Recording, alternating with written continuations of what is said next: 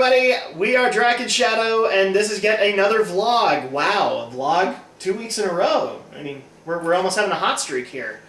Again, I would say, guys, don't get used to this, because there's like a lot of good movies kind of scattered throughout the year. But, so we're here to give our review of the recent remake of RoboCop. This is a remake from the John Verhoeven? I think it's Paul Verhoeven, thank you. Paul Verhoeven, and this has been done by Jose Padilla. And, you know, we'll go into the cast a little bit more as we go along. But for those who have not seen our vlogs before, again, major spoiler alert. We are going to be talking about the film in depth. So, just because we just barely got out of the theater, and so we're just kind of collecting our thoughts.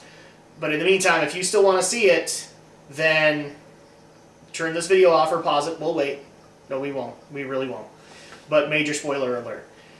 So first things first, let's just go over the plot or the story a little bit. I don't know if this is supposed to mirror the first film. It didn't really, from the knowledge that I have. Again, guys, we have not seen RoboCop. The original. We've not seen it. We didn't watch it to prep ourselves or anything like that. We wanted this film to kind of stand on its own merit. And, you know, whether or not RoboCop actually deserved a sequel should stand on whether or not the sequel does the job. So, I'm pretty sure this doesn't mirror that plot because the villains are different, but I might be wrong. And if I'm wrong, let us know in the comments. So we start up in Tehran. Tehran of all places. And they're basically showing off the company OmniCorp and how they have made all these automated weapons. The EM-208s, which are supposed to be like humanoid soldier-like units, and then you have the ED-209, or people, as people know them, the ED-209s, where they're these ginormous tanks. If people wanted reference in video games that have not seen RoboCop, think Metal Gear. Because that's totally, now that I think about it, that's what the ED-209s look like. So they have this moment where they're showcasing how well OmniCorp's systems and robots are doing to suppress terror activity. Yeah, obviously terror activity. It's in Iran. Suppressing terror activity as well as showing that it has the citizens in line.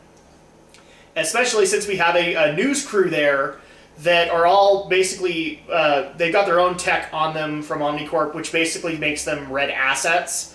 Whenever the EDs see them, or the EDs or the Ms, I'm not going to go into the serial numbers every time. Whenever the robots see them, they can't aim at them. That just means they're either diplomats or reporters in this case, etc., etc.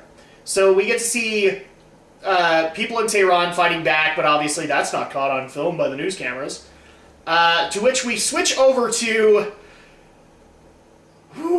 Samuel L. Jackson. Samuel L. Mother Effer Jackson. As... Okay, I'm going to get into this now because it has to be said, and me and Alex have been laughing about it, but look, if Jose Padilla wanted to hire Glenn Beck... Or Bill O'Reilly. Or Sean Hannity... Or any Fox News anchor. Why did you hire Samuel L. Jackson? Because he does, like, the worst imitation possible. Especially, like, the way he looks, it's just downright silly. And we've seen some of the sillier roles that Samuel L. Jackson has taken on. Okay? And it's also very clear that Jose Padilla does not really want Sam to take a step outside of his usual roles. He, in fact, wants Samuel Mother Effin' Jackson. And it's very painfully obvious. So he plays Pat Novak, who, obviously, since he has the O'Reilly factor or the Hannity factor or whatever you want to go with, he has the Novak element, which is basically he is very pro-robot. He doesn't understand why America can't use robots on the soil. But then they explain to us that there's actual legislation prohibiting the use of robots in U.S. soil. Called the Dreyfus Act, and we're very clearly painted out that we're supposed to hate the guy named Dreyfus who put the bill into accord, and we're supposed to like I think it's Frank Sellers, the CEO of OmniCorp, who's played by Michael Keaton, and it's very clear to me that this argument is, like, I've seen this argument done better in other sci-fi movies. Literally, the argument of Dreyfus is, and this just shows the guy didn't really put too much effort into it, is, can a robot feel? Can a robot have moral judgment? Basically? Yeah, basically. But his whole argument was, can a robot feel whether or not it's doing the right thing? Oh boy, that is such. I'm not trying to get on one side of the argument. It's both sides that were horribly flawed, because we get to see throughout the movie that neither's argument stands. It's very strong. Yes, it really is. It's horrible. So we have this thing set up, and then we are introduced to Detective... It is Detective, right? Yes. Detective Alex Murphy, played by Joel Kinnaman, and his partner, as they are trying to hunt down a gun runner by the name of Vallon. Antoine Vallon, I think is what his name was. And they got really, really close. But the problem is that this is all based in Detroit. And this is probably the one thing that stuck true to the old movie, where Detroit is supposed to be the super violent... hellhole, basically, you know, where crime is running free. I mean, the perfect example of this is, go watch Batman Begins, and where the crime was in Gotham at that point. That's the perfect example, and then multiply that by 5. That's where Detroit is in this timeline, which is supposed to be like the 80s movie. Or the 80s or 90s movie, I don't know. Yeah, 80s. The Verhoeven movie. I think it was 84, the original. Yeah, so we have this set up, but, you know, we're very... clearly stated that Alex Murphy's a good cop, and he's trying to get his bust, he's trying to save people, and unfortunately he works in a department that is clearly corrupt, except for his partner. We're never ever given any indication that his partner is corrupt. Yeah. However, the rest of the cops, only time can tell, basically. They basically paint it out as, you have 30 days until you're corrupt, you have 20 days until you're corrupt, kind of thing, except for the partner. The den of police corruption. Yes. You know, again, super violent Detroit. To which he's very, very close to getting to Vallon. And since Vallon has detectives already paid for, they decide it's time to get rid of Alex Murphy. So at that point, they rig some time to put a car bomb into his car. He goes home and has a very awkward relationship with his wife. We'll get into that a little bit more with the character analysis, but he goes home, and his car alarm starts going off, and so he goes out to check it out, which, in turn, his car blows up. And he is severely damaged. He's got multiple 4th-degree burns. But in the meantime, while we're being introduced to Alex Murphy, Frank Sellers is trying to figure out how to bring his robots to U.S. soil. And the loophole that he's kind of figured out is, if I can actually put a human into a robot's body, then I can get robots on American soil. So at that point, we are then introduced to Dr. Dennett Norton, who's played by Gary Oldman. And he basically is like the leading authority on cybernetics, is the way that we're kind of pointed out who he is. And Sellers recruits him to figure out how to be able to do this. They want to take an injured cop from the line of duty and put them right back in there. And that's around that time is when Alex Murphy is admitted to the hospital, and he's just basically dead in the water. But he looks like a really perfect candidate for their program. So they in turn talk to Clara Murphy, his wife, and get permission to rebuild Alex Murphy. We can rebuild him. We have the technology. How can you not make a $6 billion man joke exactly in this one? How can you not do it? I'm just pointing that out to the RoboCop fans. How can you not make that joke? So anyway, we cut to what? It seems like 2-3 years later. No, it wasn't years. I think it was only months. 2 months later, and they've rebuilt Alex Murphy, but unfortunately they didn't.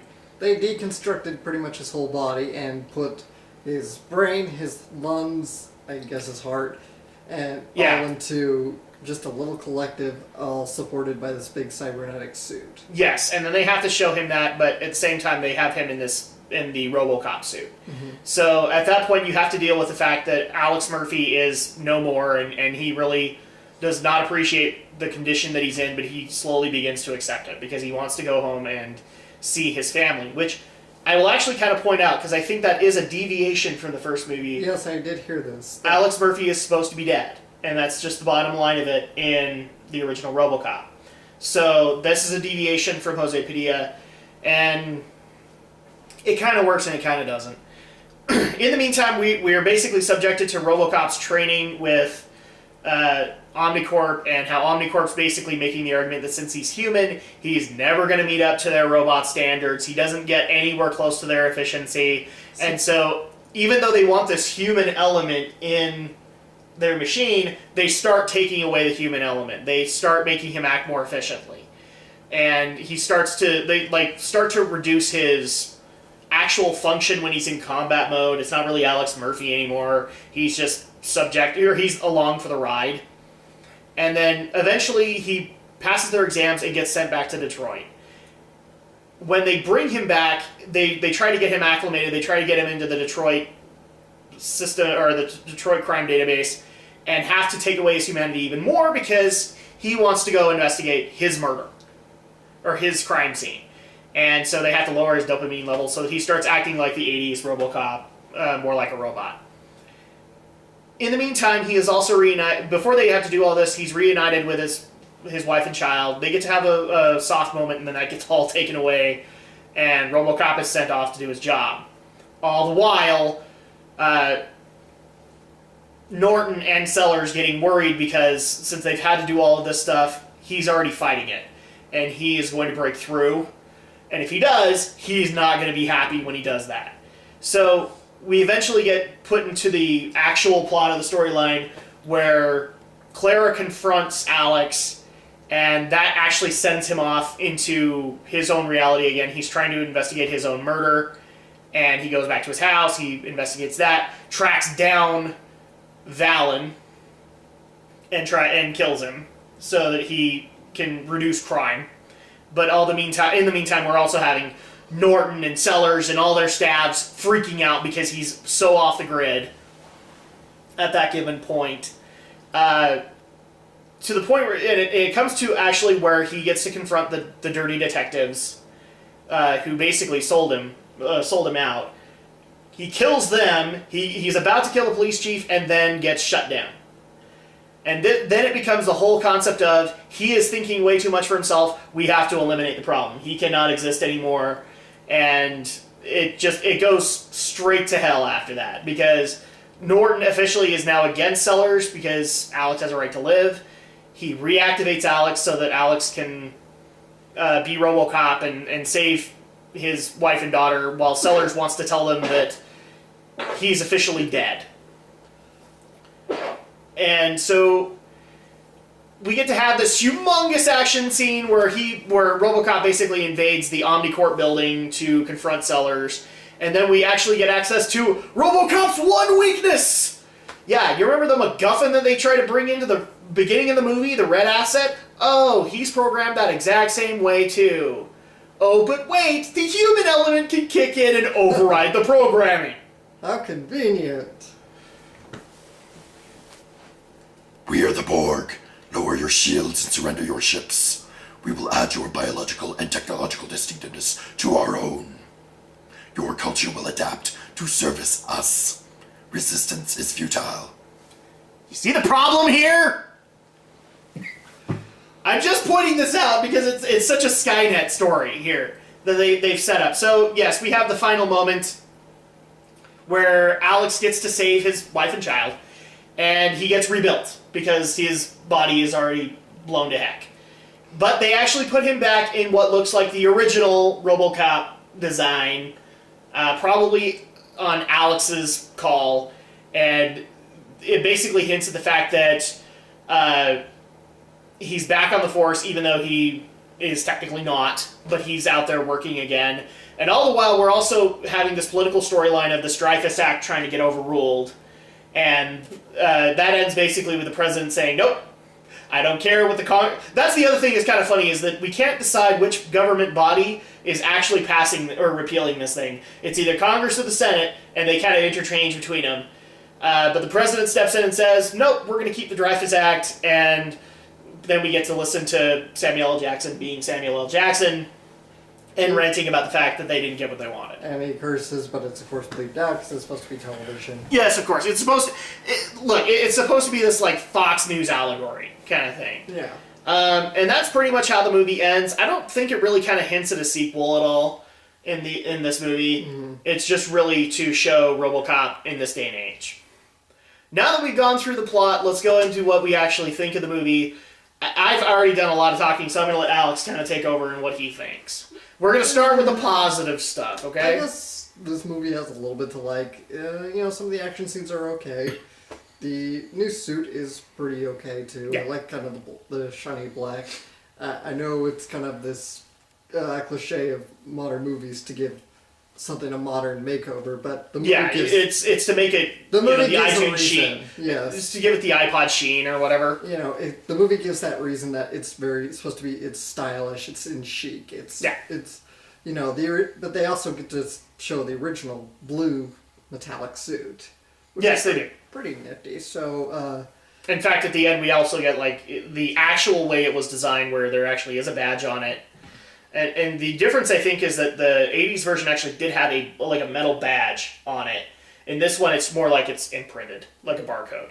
Right. So... what else is okay about... This movie's mostly just a hodgepodge of okayness. Yeah.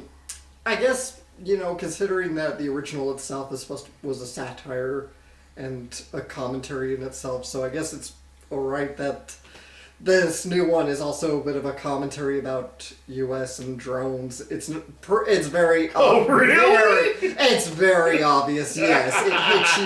It's really not subtle at all. It hits you over the head with it. It beats you senseless with it. I don't know if the original was as blunt as this one. The way that I've been told, and I actually want to go back to listen to a podcast that actually reviewed it, because they kind of went into detail, but it really was just kind of the concept of machines can do this better than man, but man has the soul element kind of thing, and that's kind of how this movie kind of panned it to. Yeah. The story is transparent and thin as can be, really. Yeah. There's not much to like about the storyline other than, okay, I guess good job for trying to keep the satirical elements of the original alive.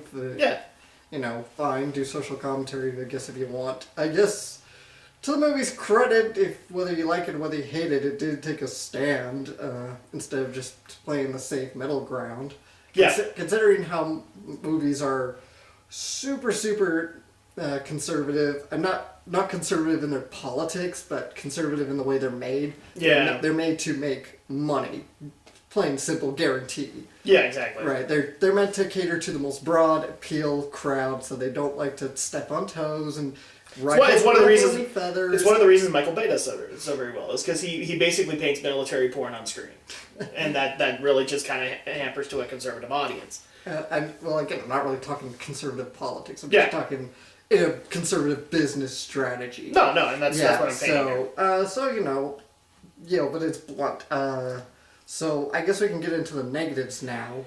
Let me kind of go into my positives here, because I had to kind of fight for it too. But I agree with Alex. It's all the good stuff in it is just kind of a little hodgepodge of okay. It's meh. The redesign of RoboCop was good. I particularly liked the silver suit that I did, just because it was a callback to the Verhoeven movie. And that shows that you have at least some respect for where it came before. The technology in the movie was pretty good. I mean, the Novak element, for as much as we want to mock it, and especially we want to mock the Novak element because it was so Minority Report, but it looked really good. It looked like this is how technology would evolve as we went along. A lot of the visual effects in this movie are pretty good. And then they also took kind of the better parts of what I like with Iron Man, and that is the Jarvis interface, and put it into RoboCop, and it looked really great. So those moments didn't feel at all artificial. It felt like this is exactly what Alex Murphy is seeing at this given moment. So yes, let's go ahead and dip into the negative, and we'll start with Alex again, because wow, do I have a lot to say. Before I do, just one more positive. I thought the family element was kind of nice, that we get to see his family. I know that wasn't a case in the original. I know I haven't seen the original. Yeah, he's supposed to be dead, so we don't really get that. The only family element that we get, I think, in the movie is actually his partner, and that's it. And we get that in this movie, but this is a whole other deal, because his family knows he's alive. I believe his partner was a woman in the original. His partner was supposed to be a woman in the original, and this one it was... another man. Insert Fast and Furious star here. I looked at him and went, yeah, he's probably done like a Fast and Furious or, a military movie here and there. Okay, now the negatives. Like I said, the story is transparent. It's ridiculously blunt. It beats you over the head. And even putting the politics aside, the whole Sam Jackson character was mostly overused. Yeah. There was no reason to keep cutting between this news report and throughout this whole movie. The Dreyfus Act was almost kind of unimportant. I get why, again, it's part of this movie's satirical bend, why you put in this whole Fox News allegory, yes. But there was no need for it. It was in the beginning, it was like every 20 minutes, I swear it would cut back to him, and it just takes you out of the movie. Yeah. It was so much so that it's like a whiplash, and you're just like, no, give me back. What you were doing here was really cool. I did not need to see Samuel L. Jackson. This is something that you'd expect more like as a promotional tie-in. Like you go to the movie's website and you can watch these little videos. Like exactly. Like The Dark Knight did that. They had those kind of newscasts from Anthony Michael Hall, and that's what they should have done with this. Fine, put in the one newscast to establish that there's this pro-robot dude. Yeah, they really should have kept that to like the end of the Tehran segment and then just left it at that. The whole Tehran segment, that was a total unnecessary thing. Yeah. You said it that they could have easily established this whole the red thing in the middle of this training. You could have had that done in 2 minutes. You could have really shortened the length time of this movie. Just by cutting that scene. The only reason that was there, at least in my opinion, is it was, we had to insert the war on terror somehow. Yes. Because that evokes emotion. And that's lazy. And to draw back to the political side of the drone debate. And again, it's lazy. Yeah, it's real lazy writing. Shaky cam. You and I both agree here. Whoever came up with this idea needs to be punched in the face, kicked in the balls, and I don't know what else. A lot of or whatever they have. I'm gonna start a petition at change.org and send it to the American Society of Cinematographers, saying, "Please caution all your new cinematographer members against the use of shaky cam." Here's the thing: if I remember correctly, and this did not hold, but I do remember specifically the director of the first Hunger Games movie was fired on that premise. No, he wasn't fired. He resigned because he wanted to go do something else. Yes, but one of the major complaints the studio had with him was shaky cam. I don't think so. I don't think that's the case. So that's for another day. We're getting a little off topic here, but shaky cam is so effing obnoxious, and I am sick and tired of it. I'm sick of every movie these days abusing the hell out of it. Yeah. If you have a 5-minute segment that is supposed to be a civilian trying to capture it, that makes sense. If you use it throughout a majority of the combat scenes, it is completely detracting you from the story. Yes. For me in particular, it causes headaches. It doesn't matter. I could be totally involved in this story at that point. This could be a really cool combat scene. I'm going to have the headache and I'm going to be pulled right out of it. So yeah, and I'm like, oh, he's over there. Oh wait, he's over here. It's like it doesn't evoke it. I think in a lot of cases, some cinematographers look at it and go, oh, it evokes a sense of urgency in the viewer. No, it doesn't. No, it doesn't. If anything, it makes you sit there and go, wow, they hired the wrong cameraman that day, and they should have just redone it. Yeah, I long for the day when cinematographers realize the tripod is your friend. Yeah. Or the rail, or however... Or the dolly, or or even the Steadicam. There's a difference between a Steadicam and a handheld. And I don't like it. I don't get why it's the new cinematography, which is what it's getting treated as. Yeah.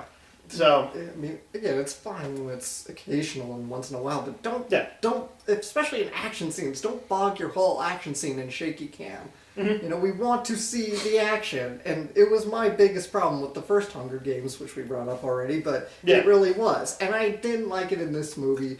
In fact, I think it is covered up for some of the more shoddy CGI, which is why they usually do it anyway. So, that was it. What else did I not like?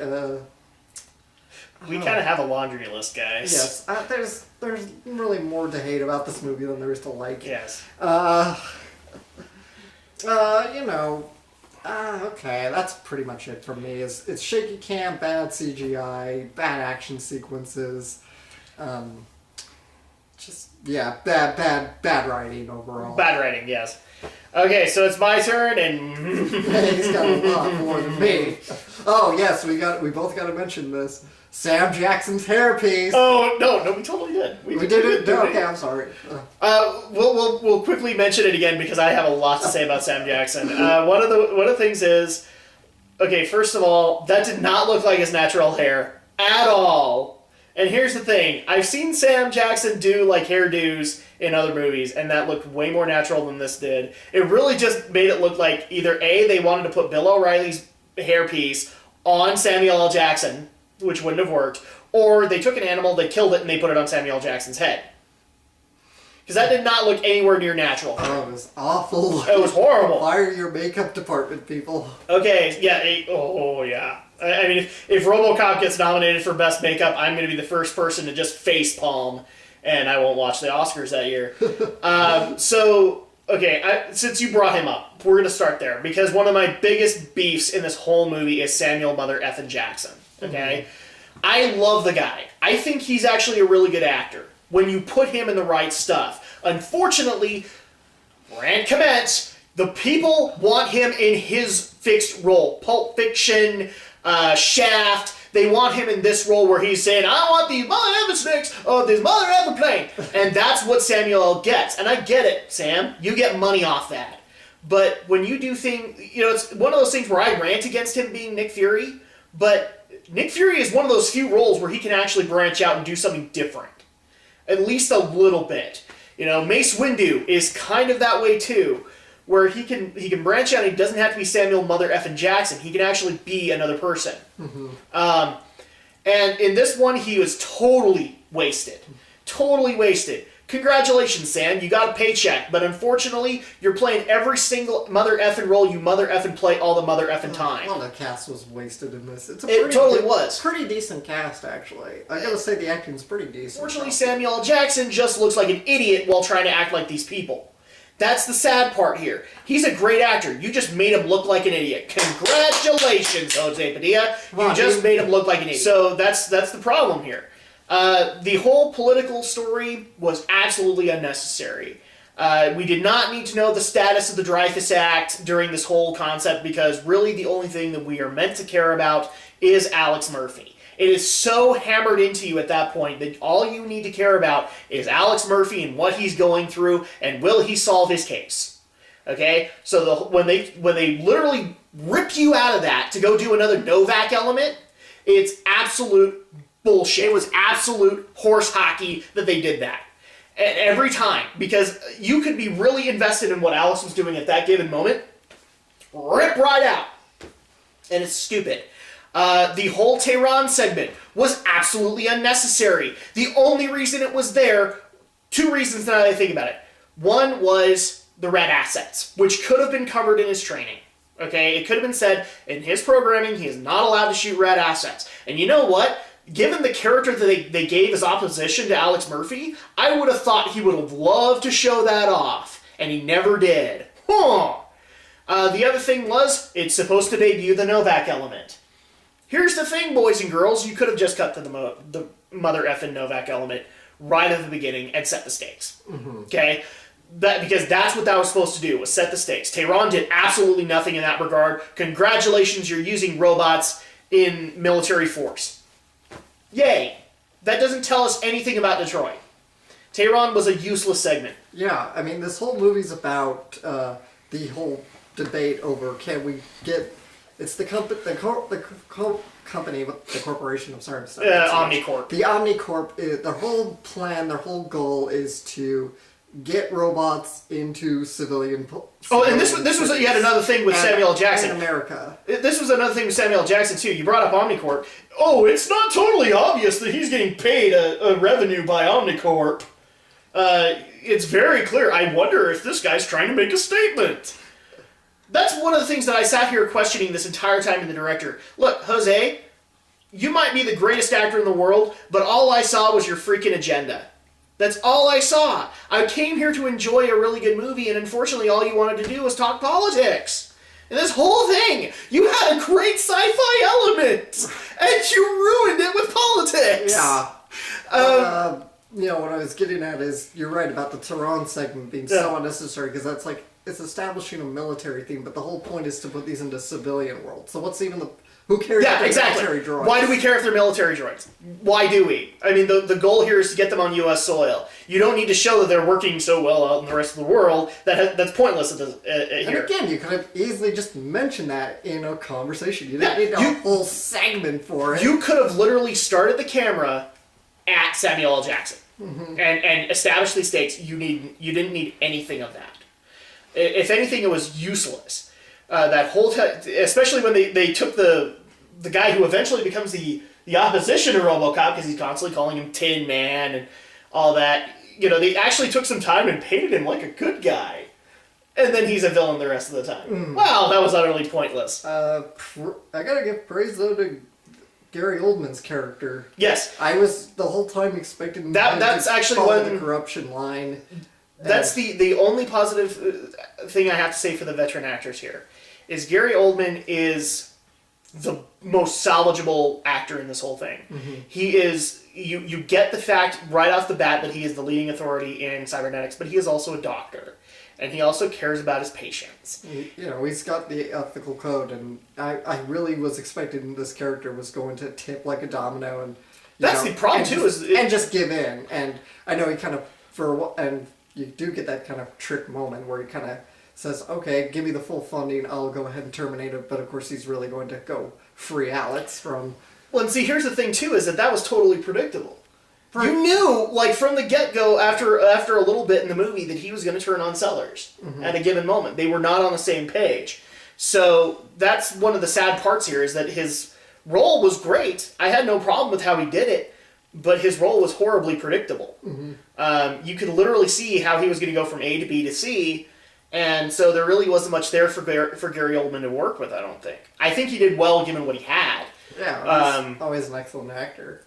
And so that actually gets into my other craptastic performance, which was Michael Keaton. Now, here's the thing, guys. I have not seen a whole lot of Michael Keaton's work. I have not seen the original Batman movies, which he's gotten a lot of acclaim for. You've never seen the original Batman? No. Wow. No, I haven't seen that or Batman Returns. The first Batman movie I actually saw was Batman Forever. Is that the one with Jim Carrey? Yeah. Okay. That's the one I saw. So Val Kilmer, I love as Bruce Wayne. But that's just me.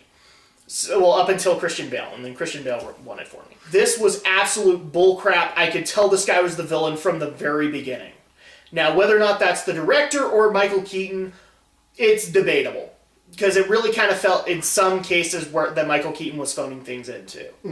Like, you almost kind of got the feeling like he knew this was crap and then decided to not care. He was getting a paycheck. So, that's disappointing, because I really wanted to be wowed by Michael Keaton, and it didn't happen. The other role I want to get into, because obviously he's the central focus of the movie, is Joel Kinnaman, playing Alex Murphy. And he is hit and miss. I think his pre-RoboCop, he was very good. You got the fact that it was almost really kind of sad. He looked like he'd stepped off the set of Law & Order. He was acting really good for that. I was like, he's going to be on the next season of SVU. But after that, when he actually has to be RoboCop, that's where his performance kind of suffers. Because you see him kind of struggling in the fact that he knows he should be emoting, but he's a robot. And he's not sure how to quite balance that. So there are a lot of points where he was expressing anger when he's supposed to be emotionless. And that does not work. On top of that, it's hard to judge him as an actor because when he has that visor on, and it covers everything, like, literally until about here, you can't really judge a performance. So I'm not going to take that into account. You can't judge anything from here. But when you actually get to see his face, when he's in RoboCop mode, he's hit and miss because he's trying to. You can tell in his eyes he's trying to figure out: am I supposed to be feeling here or am I not? And that's where you get lost a little bit. his fellow actors actually helped him out a little bit, and I appreciate them for it. But this was really supposed to be on Joel Kinnaman. The other thing I want to bring up is the most awkward family scene I've ever seen in a movie. Again, I like the pre-Alex Murphy, but then we got into a point where, he's supposed to be acting like a father and a husband. And it's almost like he's sitting there... I'm not going to say he didn't know them, but he acted like they weren't his family, in a way. And it looked almost kind of awkward. And that was that before... that was before he died. Before he died, okay. Yeah. So, with the kid, he was okay. And here's the thing. The kid, we're not going to complain. He's a good child actor. He did the very best he could with it. And he's really very brief, so... Yeah, exactly. He's not really there. I mean, the extent of his lines is, I take the Red Wings. And that's supposed to establish, this is what they like together. And those moments were really, really good. His stuff with his wife, though... Oh my god, okay, I've been married for a few years. There's no way that as a married couple we'd be that awkward together. They almost made it look like they had not been married a day in their life.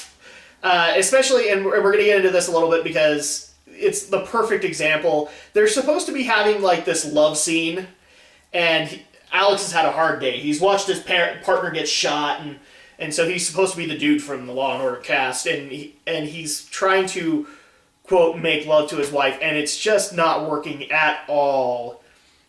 All of the movement, everything in there just felt really, really awkward. This was almost their honeymoon, And it just felt, these people are supposed to have been married, had a kid together, and it just felt like they didn't know each other at all. This gets accompanied by the fact that he becomes RoboCop, and they know each other all over again. So that's really kind of my awkward stuff, and I don't know if that was Joel's fault or if that was the wife's fault. It may have been both, I'm not sure, but that was really awkward to watch. I really wanted them to stop showing the wife. I actually kind of... After watching the movie, I kind of wish they'd gone with the 80s plot of him being dead. Because I think it would have fit a little bit better. Another thing that I'm also going to harp on is the CG. Specifically, we do not need to see... if you have kids, guys, and you don't want them to see, gore... First of all, you're probably not going to see these if you know the reputation of the previous movie. I will say right here, that is not the problem. Mm-hmm. The problem is that they did this whole 5-minute scene where Alex Murphy gets to see what is actually left of him. Which isn't much. And the CG in it is just... It makes the whole scene gross. You can't feel anything for Joel Kinnaman in that scene because all you're focusing on is the CG lungs expanding and contracting, the CG esophagus moving up and down, the CG brain, which is kind of pulsing here and there. And that's all you're focusing on. And it's gross. So at that point, you get ripped right out of the scene. And this is supposed to be a really big, hard-hitting moment for Joel Kinnaman's character. That there's nothing left of him. Mm-hmm. He'd rather be dead.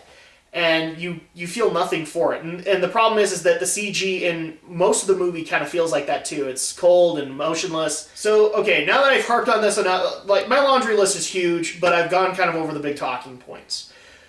Let's kind of go into what our overall scores of this was. 4 out of 10 for me. 4 out of 10? So... It's almost halfway point there. You're saying it's okay. You'll get some enjoyment out of it. It really is just kind of built for RoboCop fans. Yeah. Well, that's kind of debatable. I mean, if you love the original 80s movie, don't see this. I'd actually like to see people in the comments. If you're a RoboCop fan and you went and saw this movie, let us know if you enjoyed it. Yeah, let us know. Whatever. I say if you might find some enjoyment out of this, rent it at Redbox. Mm-hmm. Or from Netflix or whatever you use. Don't spend $8 in the movie seeing it. Yeah. Me, I'm going to be a little bit harsher. I'm going to give it a 2 out of 10. Because I just don't think there's enough redeemable stuff to cover up all the crap. I'd probably rank it lower, but I can never bring myself to rank anything lower than The Last Airbender. Oh. Well, how low did you go with that? That was a 3 out of 10. Okay. No, I'm giving it a 2 out of 10, maybe a 2.5. The problem is that there are some really good moments, but they're clouded by the crap. And that's the thing that does not hold this together. The writing doesn't hold it together at all. The plot is so easily predictable, it's sad. Mm-hmm. And I get it if that's what it was supposed to be. It was just supposed to be a stereotypical action movie. It fails at that, too. Yeah. You know, it doesn't get me excited for the action because I just kind of sat there and went, You know, all it's going to be is more CG, and we're going to see RoboCop win. Yay! We're not going to really see any conflict. So 2 out of 10 for me, 4 out of 10 for you, and yes, that is our review of RoboCop. Sorry to the RoboCop fans that we gave it a hammering, but you know what? This movie should stand on its own merit. It is a remake, but at the same time, you know, if you're going to tell the story differently, it should stand on its own merits. It has one leg to stand on, and it's not very good. I think it has about a half a leg to stand on. Jose Padilla, I think, did a really poor job, which is sad because I think you were saying this is kind of his debut in the U.S. And this does not motivate me to go and see his future work. Nope. So, in the meantime, though, we can actually announce what our next movie is because, thankfully, it's coming out because we didn't think it was. So go ahead, Alex, because you're excited about it. We're going to see The Wind Rises. From Hayao Miyazaki. Yes. It's Hayao, right? Hayao Miyazaki. Yeah. So that's actually going to be in 2 weeks from now because it has a release date of the 28th. So around that week, expect a vlog from The Wind Rises. But in the meantime, I think that is done for us. Go ahead and continue to enjoy the rest of the vlogs that we've been putting up and also our Let's Play segments. We are going to be putting up... we just finished up Pokemon Yellow today. The last part was uploaded by me today. Tomorrow we're going to have part 2 of Power Rangers, and I think we even unveiled it in the final part of Pokemon Yellow. We're getting ready to start up the Banjo-Kazooie next week. So, in the meantime, we are Drak and Shadow. We hope you have enjoyed this vlog, even though we really didn't have much good things to say about it. Yeah. See you guys next time. See you next time.